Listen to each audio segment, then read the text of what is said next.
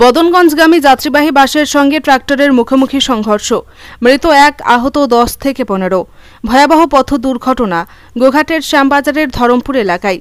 স্থানীয় সূত্রে জানা যায়, আরামবাগের দিক থেকে বদনগঞ্জগামী একটি যাত্রীবাহী বাসের সঙ্গে একটি ট্রাক্টরের মুখোমুখি সংঘর্ষ হয়।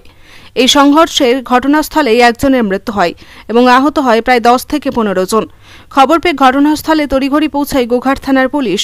দ্রুত আহতদের উদ্ধার করে কামারপুকুর গ্রামীণ হাসপাতালে নিয়ে যায়। ভয়ঙ্কর এই পথ দুর্ঘটনায় এলাকায় আতঙ্কের পাশাপাশি চাঞ্চল্য ছড়িয়ে পড়ে। হুগলির গোঘাটের শ্যামবাজার থেকে সন্তোষ সন্ত্রা রিপোর্ট, সময়ের সংবাদ।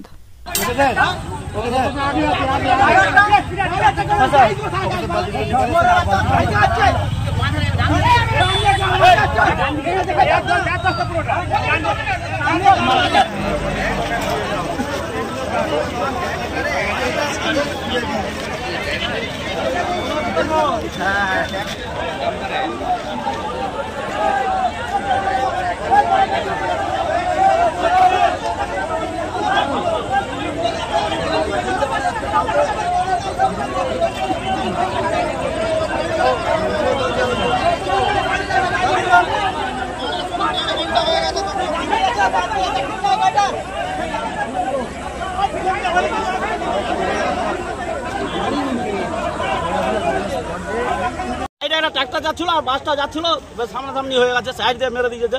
এটা কোন জায়গা? ধরমপুর পান্নগ্রাম। বাসটা কোথা থেকে কোথায় যাচ্ছিল? বাসটা আরামবাগ থেকে বদনগঞ্জ যাচ্ছিল। হতাহত কতজন? হতাহত বহু হয়েছে, ফিল্ডে মারা যায় 5 জন মারা গেছে এইখানেতেই। হ্যাঁ। এটা কোন জায়গা? এটা ধরমপুর পান্নগ্রাম থেকে একটা আমাদের লোকাল বাস এসেছিল বদনগঞ্জের দিকে। সেই বাসটা এসতে এসতে আমাদের এইখানে ধরমপুর বলে সাজানদার কাঠ বললাম, ওইখান থেকে এসতে ট্র্যাক্টরের সঙ্গে একটা অ্যাক্সিডেন্ট হয়। হয়ে সঙ্গে সঙ্গে একজন স্পটেড, আবার মোটামুটি 10-15 জন মোটামুটি বিরাটি আহত। তাদের মধ্যে কজন কি যাবে সেটা বলে যাচ্ছে। এটা কোন জায়গা দাদা? এটা ধর্মপুর, শান্তিপুরের পাশে ধর্মপুর। আপনার নাম? আমার নাম হচ্ছে সুখদেব সাঁতরা।